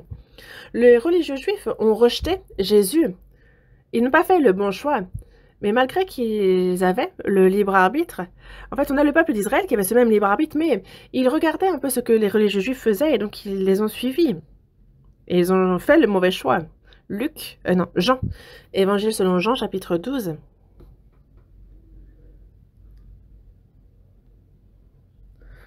Évangile selon Jean, chapitre 12, versets 42 et 43. On lit ensemble. Cependant, même parmi les chefs, plusieurs crurent en lui, mais à cause des pharisiens, ils n'en faisaient pas l'aveu dans la crainte d'être exclus de la synagogue. Car ils aimèrent la gloire des hommes plus que la gloire de Dieu.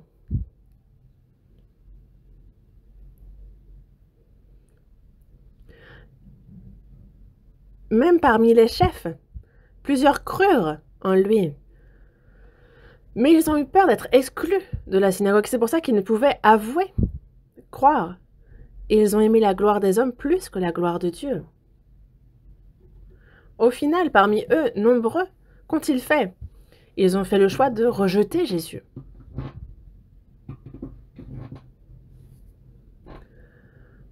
Dans Jean chapitre 9, on voit que il y a Jésus qui guérit un aveugle dès la naissance. Et il y a les religieux juifs qui ont appelé cet aveugle depuis la naissance qui a été guéri. Et il dit, qui t'a guéri? C'est Jésus. Il dit, ah, mais Jésus est un pécheur. Il n'y a pas de raison qu'il t'ait guéri.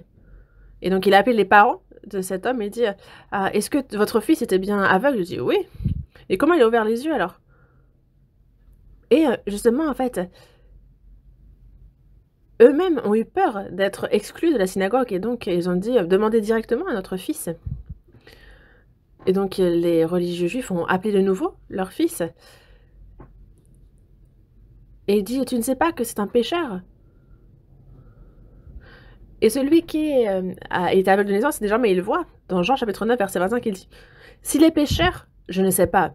Je sais une chose, c'est que j'étais aveugle et que maintenant, je vois. C'est ce qu'il dit, n'est-ce pas? Oh, quel courage! Il dit, une chose est sûre, je vois. Et nous aussi, une chose est sûre, je suis sauvé. Je suis certain de mon salut. Et il dit encore, et il dit, ben, et vous n'arrêtez pas de parler de Jésus, Jésus, est-ce que vous n'êtes pas ses disciples? Mais ils le disent pécheur, pécheur. Mais qu'a dit l'aveugle qui voit? Il dit, non. S'il est pécheur, je ne sais. Nous savons que Dieu n'exauce point les pécheurs, mais si quelqu'un l'honore et fait sa volonté, c'est celui-là qui l'exauce. Et donc, justement, en fait, ils ont essayé de le chasser de Jésus, mais Dieu les a rapprochés. Mais dans Luc, on voit la foule du peuple d'Israël qui est justement, en fait, poussée par les Juifs. Les religieux juifs n'ont pas fait le bon choix, alors qu'il aurait fallu. Ils avaient le discernement, ils avaient des décisions à prendre, mais ils ne l'ont pas fait. Ils ont cherché la gloire des hommes et non celle de Dieu, et ils étaient donc hypocrites en cela.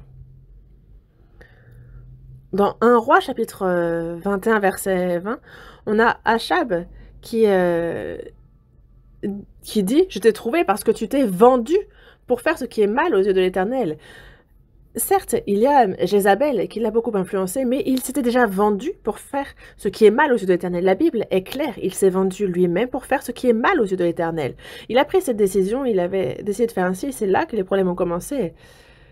Et après, Jézabel l'y a poussé,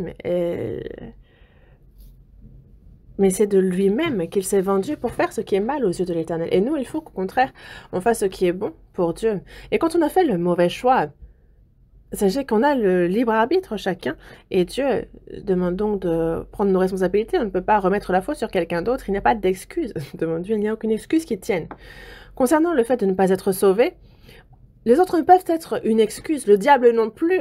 Après avoir reçu le salut, est-ce que j'ai bien vécu, est-ce que j'ai mal vécu? Concernant ce problème-là aussi, devant Dieu, lorsque nous nous tiendrons devant lui, il n'y a aucune excuse qui tienne.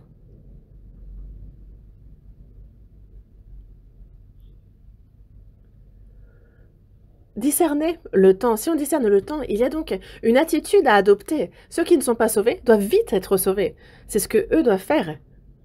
Luc, chapitre 12, on retourne à Luc, chapitre 12, versets 58 et 59. Lorsque tu vas avec ton adversaire devant le magistrat, tâche en chemin de te dégager de lui, de peur qu'il ne te traîne devant le juge, que le juge ne te livre à l'officier de justice et que celui-ci ne te mette en prison. Je te le dis, tu ne sortiras pas de là que tu n'aies payé jusqu'à la dernière pite.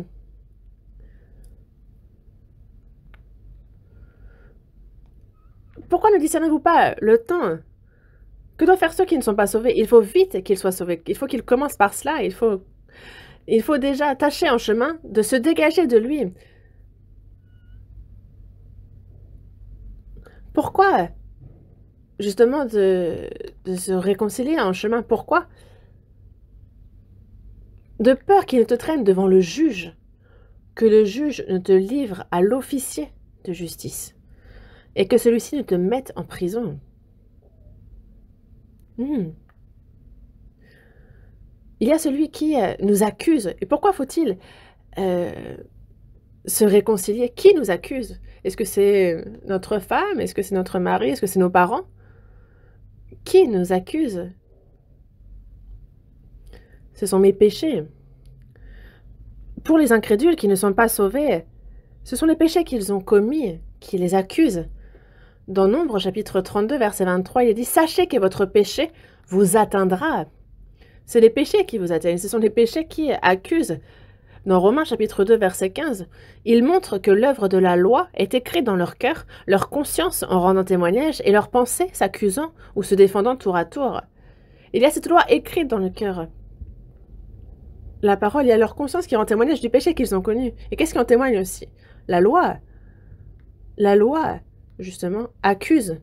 Dans Jacques, chapitre 2, verset 9, « Vous êtes condamnés par la loi comme des transgresseurs. » Les incrédules qui ne sont pas sauvés, dès qu'ils en ont l'occasion, il faut se réconcilier avec Dieu. Au plus vite, être pardonné de ses péchés devant Dieu, être sauvé.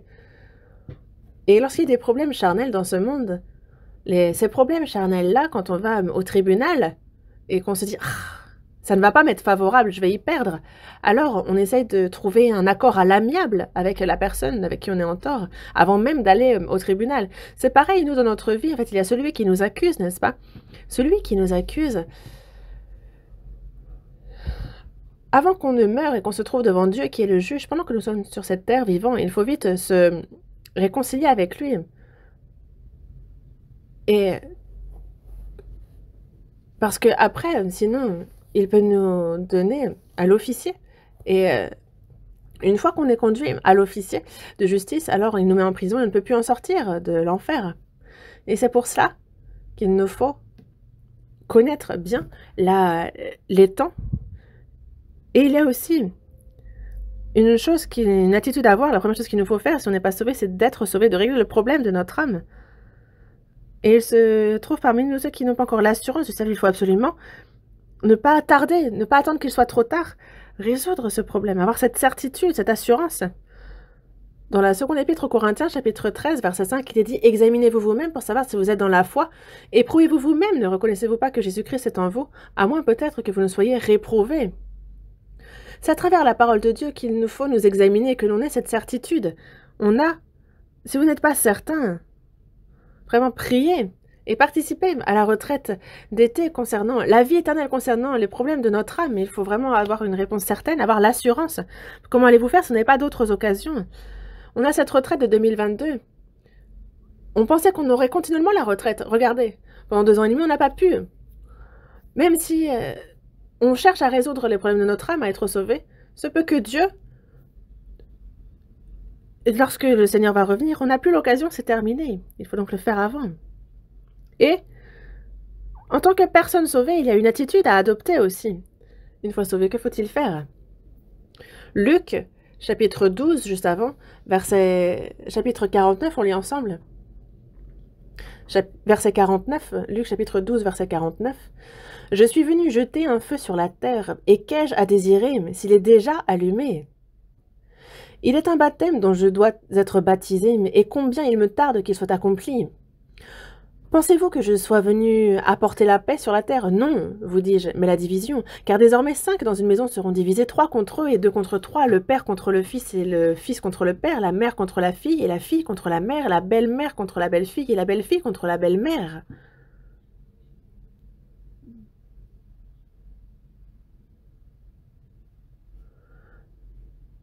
J'ai essayé de lire rapidement et ça n'a pas donné. Très bien. Ici, c'est Jésus qui parle. Pensez-vous que je sois venu apporter la paix sur terre? Pourquoi Jésus est-il venu sur terre? Il le dit. Il est dit, non, je suis venu apporter la division. Il y a le feu qui l'apporte et tout s'enflamme, il n'y a rien qui reste. Je suis venu jeter un feu sur la terre et qu'ai-je à désirer s'il est déjà allumé? C'est pour cela qu'il est venu, dans le verset 50, « Il est un baptême dont je dois être baptisé, et combien il me tarde qu'il soit accompli. » Ici, le baptême dont Jésus parle, c'est la croix. Il accomplit l'évangile est prêché jusqu'aux extrémités de la terre. Il y a ceux qui écoutent cet évangile et qui se repentent et qui sont sauvés.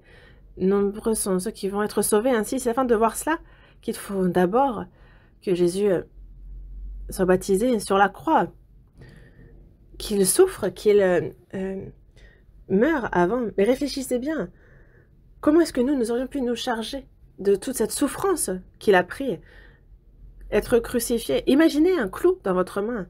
Sachez que les nerfs vont vous torturer. Et c'est durant 6 heures, de 9 heures du matin à 3 heures de l'après-midi, qu'il a été crucifié. Jésus, c'est afin d'accomplir cet évangile de la grâce qui sauvera les âmes, qu'il a souffert et qu'il a été... il a été abandonné par les hommes, il a été critiqué, et pourtant c'est dans le silence qu'il a avancé, qu'il s'est chargé de sa croix et qu'il est allé jusqu'au bout. Et c'est pour cela que désormais, Jésus, il jette un feu. Quel est ce feu? Le feu a la caractéristique d'être brûlant et de se propager. Ce qui est feu se propage. L'évangile, en ceux qui croient, il y a cet évangile, il y a l'amour dans l'évangile, l'amour de Dieu. Et il y a ce feu qui s'allume dans ceux qui ont reçu cet évangile. Et ceux qui croient en l'évangile ont cette passion concernant l'évangile et sa prédication. Ceux qui sont sauvés ont un cœur brûlant, une espérance et veulent prêcher cet évangile. Et c'est ce que le Seigneur attend de nous, c'est ce qu'il veut, non? Qu'on aime vraiment l'évangile, qu'on l'aime vraiment et que l'on prêche cet évangile. Et il enflamme notre cœur ainsi, c'est là qu'il jette un feu. Et dans 1 Thessaloniciens chapitre 5, verset 19, il dit « N'éteignez pas l'esprit ». On voit dans Actes chapitre 2, lorsqu'il y a justement l'esprit qui descend, il y a des langues semblables à des langues de feu, leur apparurent séparées les unes des autres et se posèrent sur chacun d'eux. C'est sur chacun d'eux qu'il y a cette langue de feu, on a le Saint-Esprit qui est entré en nous, et il y a ce cœur ardent, ce cœur brûlant pour l'évangile, pour Dieu, cette passion qui veut prêcher cet évangile. Ça, c'est ce qui nous a été donné, nous avons ça en nous. Que veut voir le Seigneur? Il est satisfait quand il voit ça en nous. Il ne peut pas être content de nous si nous n'avons pas ça. Il souhaite le voir. Et c'est pour ça qu'il a accompli l'évangile. C'est pour ça qu'il a souffert, que c'est en silence qu'il s'est chargé de la croix. Nous avons la retraite d'été devant nous. La retraite d'été. Et c'est au milieu de bien des combats que nous allons évangéliser. Dans 1 Thessaloniciens chapitre 2, verset 2, il est dit « Nous prîmes de l'assurance en notre Dieu pour vous annoncer l'évangile de Dieu au milieu de bien des combats. » C'est au milieu de bien des combats. Des combats. Des combats. Ça apparaît à 3 reprises. Jésus est venu. Est-ce qu'il a voulu accomplir ce but? C'était la paix. Mais il y a il y avait le diable qui est contre l'évangile, qui ne l'a pas compris, qui ne veut pas que cet évangile agisse, et donc il va à l'encontre. Et il y a donc cette division. C'est comme une famille, lorsqu'elle est sauvée, il y a 2 d'un côté, ceux qui sont sauvés, ceux qui ne sont pas sauvés, 2 d'un côté, 3 de l'autre. Et ça, c'est inévitable. Et Jésus dit bien ici que c'est normal. Si cela ne se passe pas comme ça, alors c'est bizarre au contraire. Et que nous dit-il de faire? Il ne nous dit pas d'arrêter, il nous dit juste sachez que ça va se passer ainsi, soyez résolus, préparez-vous, attendez-vous à cela et continuez. Élie, justement, s'est retrouvé devant les prophètes de Baal, devant 450, et il était ferme. Qu'a-t-il dit à Dieu?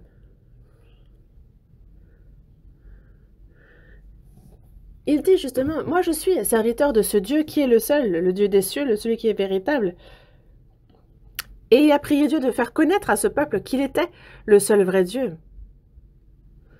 Et la retraite d'été, c'est cela, dire que Dieu est le seul vrai Dieu. Et nous prêchons la parole telle qu'elle, et nous prêchons que ce qu'il a écrit arrive, que cela se passe ainsi. Élie l'a fait avec assurance. Moïse était ferme aussi devant Pharaon. Il est allé devant Pharaon et il disait « Renvoie ce peuple, c'est un ordre de Dieu, c'est un ordre de Dieu. » Il dit « Mais c'est qui Dieu? Qui est l'Éternel? Je ne le connais pas. Moi, je ne vous envoie pas, je ne sais pas qui est l'Éternel. » Il ne les a pas laissés facilement partir. Et les plaies de Dieu n'ont cessé de frapper l'Égypte. Ne va pas trop loin. Ne va pas trop loin. Ou laisse les bœufs, laisse les femmes, laisse les enfants. Mais sachez que, parce qu'il aurait dû revenir pour les femmes, il aurait dû revenir pour les enfants, il aurait dû venir pour les bêtes. Mais jusqu'au bout, parce qu'il a reçu la parole de Dieu, en fait, il n'a pas fait de compromis jusqu'au bout avec Pharaon. Est-ce qu'au final, ils ne sont pas sortis? Donc le peuple d'Israël a vaincu, au final. Dieu est avec nous, Dieu nous aide. Il souhaite ardemment, justement, que cet évangile s'enflamme, que le feu de cet évangile enflamme toute la terre, à travers son Église, à travers nous. Et ça se passe, et donc il nous aide forcément. Donc il faut croire et reprendre des forces pour l'Évangile, parce que c'est pour cette retraite aussi, parce que c'est la guerre. Donc il nous faut absolument participer, penser avec qui nous allons venir, qui va nous accompagner. Et évangéliser aussi, rétablir notre foi. Parce que si nous n'avons pas nous-mêmes la force, non, il faut vraiment qu'on voit l'œuvre de Dieu. Comment ne discernez-vous pas ce temps-ci? Le temps, les époques. Nous, on a ce temps devant nous, le temps de la retraite qui approche. On est juste devant cette retraite. Et si on ne participe pas à la guerre, mais qu'on fait autre chose, alors aux yeux de Dieu, cela n'est pas correct. Et la conscience le dit bien, ce n'est pas correct. Nous, il faut qu'on soit unis de cœur. Je vais prier et on va regarder une vidéo qui nous présente la retraite. Prions. De notre Père, toi qui es miséricordieux, toi qui es sage, merci. Aide-nous à discerner le temps, l'époque. Aide-nous à pouvoir agir comme il se doit selon cette époque. Nous qui sommes avant ton retour, nous qui vivons juste avant la retraite d'été, réveillons-nous dans notre cœur comment nous devons nous comporter. Et que cette flamme de l'Évangile, que ce feu ardent s'enflamme, que comme tu réveilles ton Église, tu réveilles cette passion, réveille cela en chacun d'entre nous, afin que nous puissions agir comme il se doit, juste avant, dans cette guerre spirituelle, et que nous puissions chacun être utilisés précieusement pour ton œuvre. Soit avec toutes les petites mains qui sont dans les préparatifs de cette retraite, et que ton œuvre soit grande, que l'on puisse voir ta grande œuvre cette fois-ci. Aide-nous pour cela. Dans notre cœur, donne-nous ce cœur, ce vœu de voir beaucoup d'âmes être sauvées, et que l'on participe aussi. Nous avons prié au nom du Seigneur Jésus qui nous a sauvés.